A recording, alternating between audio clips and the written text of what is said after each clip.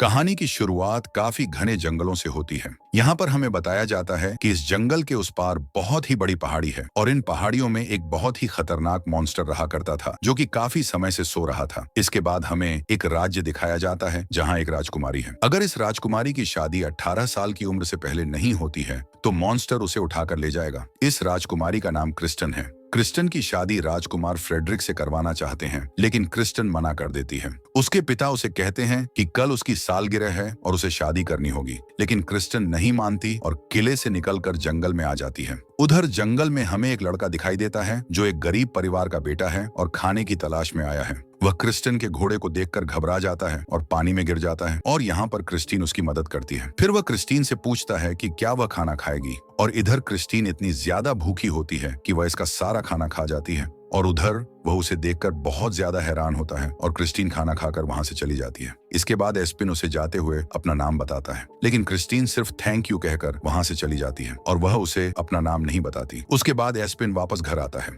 उसके पिता उससे खाने की चीजें मांगते हैं, लेकिन उसके पास सिर्फ एक सेब बचता है। उसके पिता उसे नाराज हो जाते हैं। इसके बाद वे एस्पिन के बाकी दोनों भाइयों को जंगल में खाना लाने के लिए भेजते हैं। फिर जब एस्पिन रात को घर में अकेला होता है तो उसे ऐसा महसूस होता है जैसे शायद कोई मॉन्स्टर है और अब वह एक छड़ पर आग लगाकर उसे घुमाने लगता है और चिंगारी की वजह से पूरे घर में आग लग जाती है, लेकिन किसी तरह वह वहां से बचकर निकल आता है। और दूसरी तरफ हम क्रिस्टीन को देखते हैं जो रात को जंगल में घूम रही होती है। तभी उसे वहां किसी की आवाज सुनाई देती है। उसका घोड़ा डर जाता है, उसे गिराकर वहां से भाग जाता है और फिर वहां एक बहुत बड़ा मॉन्स्टर आता है और क्रिस्टीन पर हमला करता है और एस्पिन उन्हें बताता है कि यह सब एक मॉन्स्टर की वजह से हो रहा है। मैंने उसे देखा है। उसके बाद फ्रेडरिक अपने साथियों के साथ आता है और अब वह एस्पिन से क्रिस्टीन के बारे में पूछता है, लेकिन सभी लोग उसे इनकार में जवाब देते हैं। अब एस्पिन यहाँ पर समझ गया था कि जिससे वह जंगल में मिला था वह लड़की राजकुमारी क्रिस्टीन थी और जब राजकुमार फ्रेडरिक एस्पिन से पूछता है तो वह घबरा जाता है। अब फ्रेडरिक को एस्पिन पर शक हो जाता है।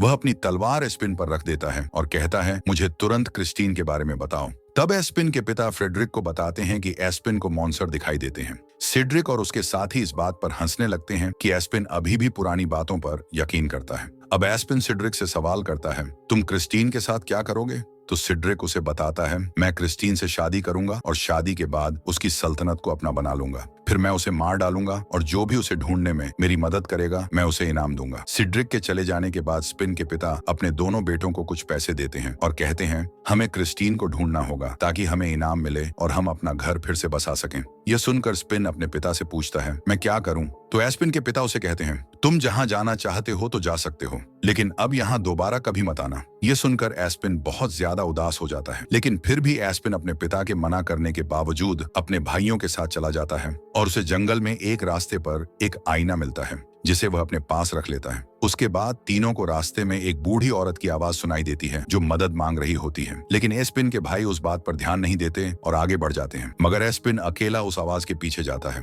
अब उस रास्ते में एस्पिन को एक डायन दिखाई देती है जिसकी नाक बहुत लंबी थी और वह लकड़ी में फंसी हुई थी। अब एस्पिन उस डायन की मदद करता है और वह डायन एस्पिन से पूछती है, तुम यहाँ क्या कर रहे हो? एस्पिन उसे बताता है, हम राजकुमारी क्रिस्टीन को ढूंढने निकले हैं। डायन एस्पिन को बताती है कि राजकुमारी क्रिस्टीन को किंग माउंटेन के एक बहुत बड़े मॉन्स्टर ने उठा लिया है। अगर तुम उसे बचाना चाहते हो तो सिर्फ एक ही रास्ता है, तुम्हें उस मॉन्स्टर को मारना होगा, लेकिन वह मॉन्स्टर केवल एक ही चीज से मर सकता है, एक जादुई तलवार से जो एक नदी के नीचे छिपी हुई है। और एस्पिन उस डायन से पूछता है कि मुझे नदी कहाँ मिलेगी, जिस पर डायन उसे एक जादुई नक्शा देती है और कहती है, इसी रास्ते पर जाकर तुम्हें वह नदी मिलेगी। और वहीं दूसरी तरफ राजा के पास एक आदमी आता है और उसे बताता है कि राजा की बेटी यानी राजकुमारी क्रिस्टीन को एक मॉन्स्टर उठाकर ले गया है। और फिर हम स्पिन के भाइयों को देखते हैं जिन्हें रास्ते में कुछ सुनहरे सेब यानी नजर आते हैं जो एक टोकरी में रखे होते हैं। एस्पिन के दोनों भाई उस टोकरी में से एक एक सेब उठाकर खा लेते हैं। तब उनके पास कुछ लड़कियां आती हैं जिनकी बातों में आकर वे उनके साथ चल देते हैं। दूसरी तरफ एस्पिन नक्शे के रास्ते पर जा रहा था, लेकिन आगे जाकर रास्ता खत्म हो जाता है। वहीं पर एस्पिन को भी एक गोल्डन सेब मिलता है और जब एस्पिन वह सेब खा लेता है तो तुरंत सामने एक गुफा खुल जाती है। अब एस्पिन उस गुफा के अंदर चला जाता है जहाँ वह देखता है कि उसके भाई भी वहाँ मौजूद हैं और वे उन लड़कियों के साथ खाना खा रहे हैं। अचानक एक लड़की उसे भी खाने पर बुलाती है, लेकिन एस्पिन को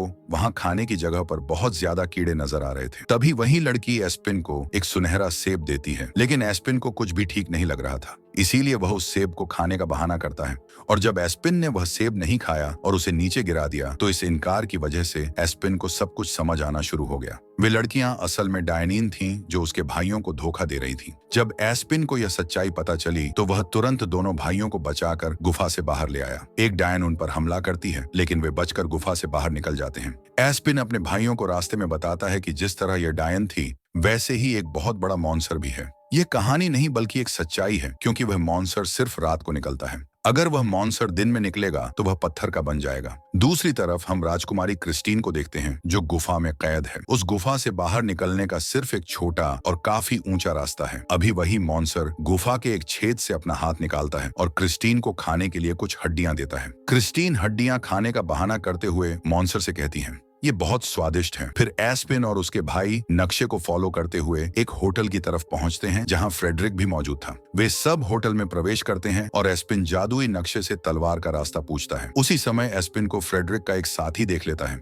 फ्रेडरिक एस्पिन से वह नक्शा मांगता है और उसके बदले कुछ पैसे भी देता है, लेकिन एस्पिन के भाई उसे कहते हैं तुम उसे वह नक्शा दे दो, यह हमारा हक है। मगर एस्पिन फ्रेडरिक को नक्शा देने से इनकार कर देता है। इस पर फ्रेडरिक बहुत गुस्सा हो जाता है और एस्पिन टेबल पर पड़ा खाना फ्रेडरिक के मुंह पर मार देता है। तब दोनों के बीच एक भयंकर लड़ाई शुरू हो जाती है। लड़ाई के दौरान फ्रेडरिक का पैर गलती से एक आदमी के खाने पर पड़ जाता है। वह आदमी गुस्से में आकर तुरंत फ्रेडरिक को दूर कहीं फेंक देता है और इस मौके का फायदा उठाकर एस्पिन और उसके भाई उस होटल से भाग निकलते हैं। लेकिन फ्रेडरिक और उसके साथी एस्पिन और उसके भाइयों का पीछा करते हुए उनके पीछे आ जाते हैं और एस्पिन और उसके भाई एक खाई के किनारे पहुंच जाते हैं जहां आगे जाने का कोई रास्ता नहीं था। मजबूर होकर वे तीनों खाई में कूद जाते हैं। कुछ देर बाद एस्पिन का एक भाई उससे लड़ने लगता है और कहता है यह सब तुम्हारी वजह से हो रहा है। अब फ्रेडरिक हमारा दुश्मन बन चुका है। और अब इस बात पर एस्पिन और उसके भाई में झगड़ा हो जाता है, लेकिन उनका दूसरा भाई बीच में आकर दोनों को रोक देता है। उसके बाद वे एस्पिन से नक्शा लेकर आगे बढ़ते हैं। रास्ते में एस्पिन को एक भालू की खाल मिलती है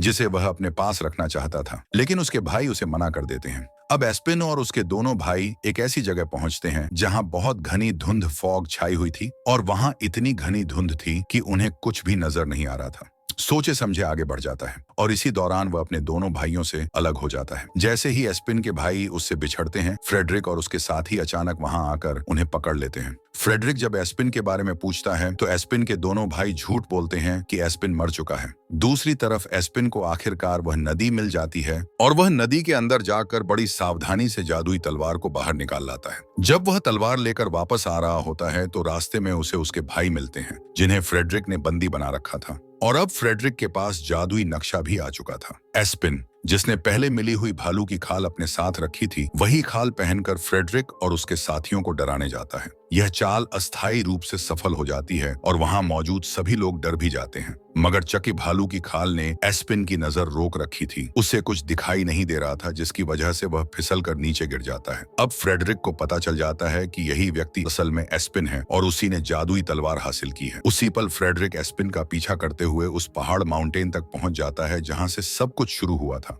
और उसे यह भी यकीन हो जाता है कि एस्पिन ही वह अकेला व्यक्ति है जो मॉन्स्टर को हरा सकता है। फ्रेडरिक एस्पिन से पहाड़ माउंटेन तक पहुंचने का रास्ता पूछता है, जिस पर एस्पिन उसे कहता है तुम क्रिस्टीन को बचाकर क्या करोगे? फ्रेडरिक जवाब देता है मैंने तुम्हें पहले ही बताया था कि मुझे सिर्फ क्रिस्टीन का ताजमहल चाहिए, उसके बाद मैं क्रिस्टीन को मार दूंगा। और जब रात को वे सब खाना खा रहे होते हैं तो अचानक उन्हें एक भयानक आवाज सुनाई देती है। यह आवाज सुनकर फ्रेडरिक और उसके साथी डर के मारे वहां से भाग जाते हैं। पिन और उसके भाई भी जल्दी से वहां से निकलने लगते हैं। तभी वहां माउंटेन मॉन्स्टर किंग आ जाता है जो फ्रेडरिक के एक साथी को पकड़कर खा जाता है। यह दृश्य देखकर स्पिन अपने भाइयों के साथ एक नजदीकी गुफा में छिप जाता है ताकि वे मॉन्स्टर से बच सकें और किंग माउंटेन मॉन्स्टर फ्रेडरिक और स्पिन के भाई को पकड़कर अपनी गुफा में ले आता है। वहां पहुंचकर फ्रेडरिक बहुत ज्यादा डर जाता है। जब वह राजकुमारी क्रिस्टीन को देखता है तो दिखावे के लिए कहता है मैं तुम्हें बचाने आया हूँ। मगर उसी वक्त एस्पिन का भाई राजकुमारी क्रिस्टीन को सब कुछ सच सच बता देता है। वह कहता है फ्रेडरिक झूठ बोल रहा है, वह तुम्हें बचाने नहीं बल्कि शादी के बाद तुम्हें मारने का इरादा रखता है। और वह एस्पिन का भाई क्रिस्टीन से कहता है फ्रेडरिक सिर्फ तुम्हारे ताज को चाहता है,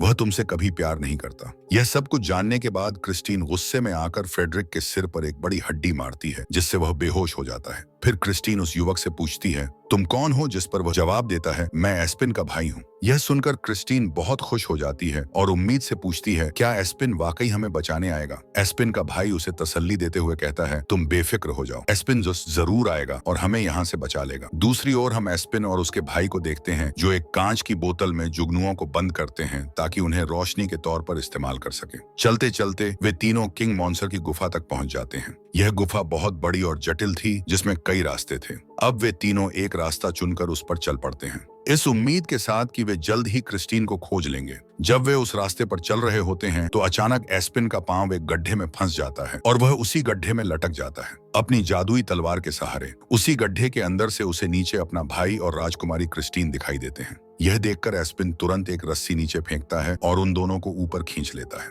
अब जब सब लोग फिर से एक साथ हो जाते हैं तो वे गुफा से बाहर निकलने का रास्ता ढूंढते हैं, लेकिन जैसे ही वे बाहर जाने लगते हैं, रास्ते में वहीं भयानक किंग माउंटेन मॉन्स्टर सो रहा होता है। सब लोग बेहद सावधानी से बिना उसे जगाए उसके बड़े शरीर के ऊपर से दबे पांव गुजरते हैं, लेकिन फ्रेडरिक घबरा जाता है और अचानक कूदते हुए उस मॉन्स्टर के कमरे में गिर जाता है, जिससे वह मॉन्स्टर जाग उठता है और आखिरकार गुफा से बाहर निकल आते हैं। अब सब लोग गुफा की चोटी पर चढ़ चुके होते हैं ताकि मॉन्स्टर उन तक ना पहुंच सके, लेकिन वह भी बड़ी ताकत से ऊपर चढ़कर उनके पीछे आ जाता है। एस्पिन अपनी तलवार से उस मॉन्स्टर पर हमला करता है, मगर मॉन्स्टर अपने हाथ से तलवार को पीछे धकेल देता है। तब सब लोग मिलकर मॉन्स्टर पर हमला करते हैं, लेकिन उनके सभी हमलों का उस पर कोई असर नहीं होता। वो मॉन्स्टर सबको खाने के लिए आगे बढ़ता है, लेकिन थोड़ी ही देर में सुबह होने वाली थी और इस मॉन्स्टर को मारने का एक खास तरीका था। अब एस्पिन अपने बैग से वही जादुई आईना निकालता है जो उसे जंगल में मिला था। एस्पिन जादुई आईना उस मॉन्स्टर की ओर मोड़ता है और मॉन्स्टर पर उसका प्रतिबिंब दिखाता है। उस प्रतिबिंब की वजह से वह मॉन्स्टर पत्थर की मूर्ति बन जाता है और नीचे गिरकर टुकड़ों में बिखर जाता है।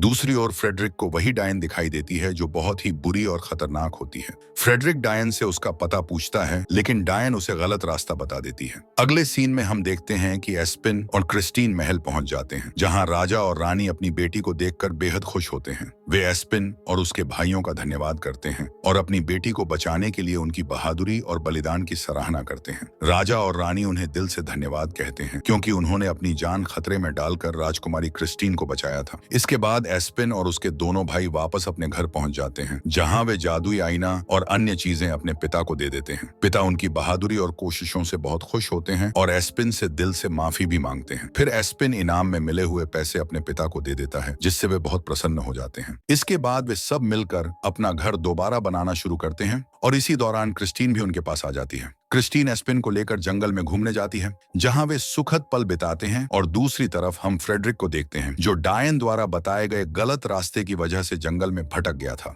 वहां फ्रेडरिक को वही गोल्डन सेब मिलती है और वह बिना कुछ सोचे समझे उस सेब को खा लेता है। फिर वही लड़कियां आकर फ्रेडरिक को अपने साथ ले जाती हैं, जो पहले भी डायन थी, और फ्रेडरिक को इस बात का बिल्कुल भी अंदाजा नहीं होता। इसी डरावनी और हॉरर अंदाज की एंडिंग के साथ यह फिल्म समाप्त हो जाती। तो दोस्तों, कैसी लगी आपको यह शानदार मूवी? कमेंट करके जरूर बताएं। वीडियो को लाइक और शेयर करके हमारे चैनल फिल्म एडिक्ट को सब्सक्राइब करें और बेल आइकॉन प्रेस करें, जिससे आने वाली वीडियोस आपसे मिस ना हो। मिलते हैं अगली वीडियो में।